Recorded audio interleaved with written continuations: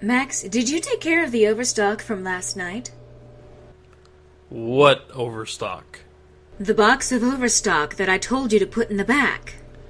Was it that utterly useless stationery with the garish pink bow on the top of every page?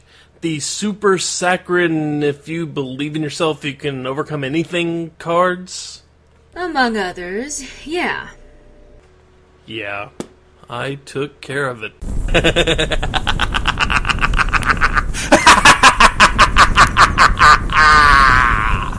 I took good care of it.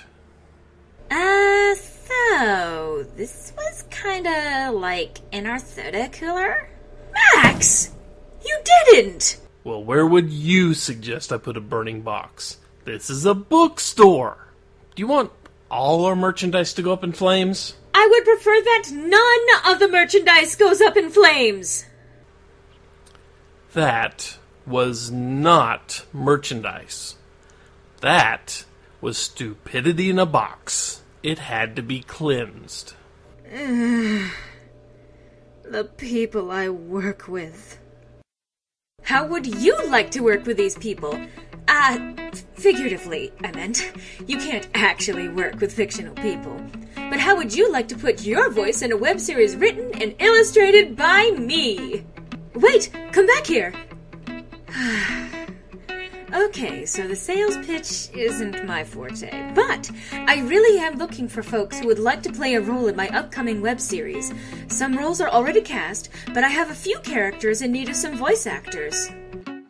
The show takes place in a failing bookstore, one that was once a centerpiece in the neighborhood's community, but has since slid out of relevance in the modern age of electronics and digital distribution.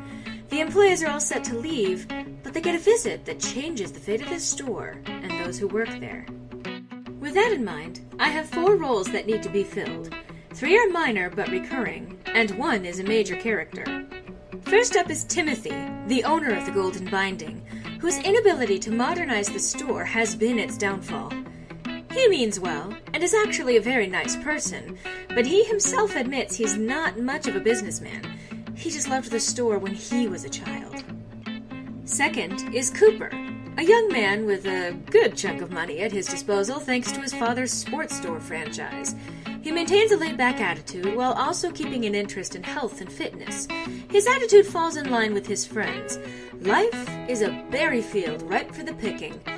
He doesn't always handle things in the most mature way. Third is Travis, Cooper's friend and all-around creep. He likes to walk on the darker side of life, exploring the alarming and the disturbing, and laughing at the mess. His friends keep him in line, but he'll trip just about anyone's panic button if left to his own devices. He's also, in reality, as gentle as a kitten. Fourth, and most importantly, is Brian. Brian is a major character, and will have significantly more lines and presence than the other 3. Brian is a young man, the heir to a multi-million-dollar industry, and used to getting his way. When people oppose him, his money has ways of removing the opposition. So when an employee of the dying bookstore challenges him, he doesn't quite know what to do, until the perfect plan strikes him, like a slap in the face. Brian is one of the cruxes of the show, so he has to have a fairly dynamic, engaging voice. He has to sound charismatic and confident, the sort of person who could insult you to your face, and you might not even mind. It's also very important that you have a good quality microphone. I need clean audio to work with while editing everything together. If you're interested in auditioning for a role, feel free to message me either on YouTube or on Tumblr, which will be linked in the author's notes to this video, with the roles you plan on auditioning for and a working email address. I'll send you the lines for each character you're interested in, and you can either send me the audio file, MP3 preferably, back through my email, or you can post it to YouTube, though I'd prefer if you keep the video private for now. I look forward to bringing this series to my channel soon.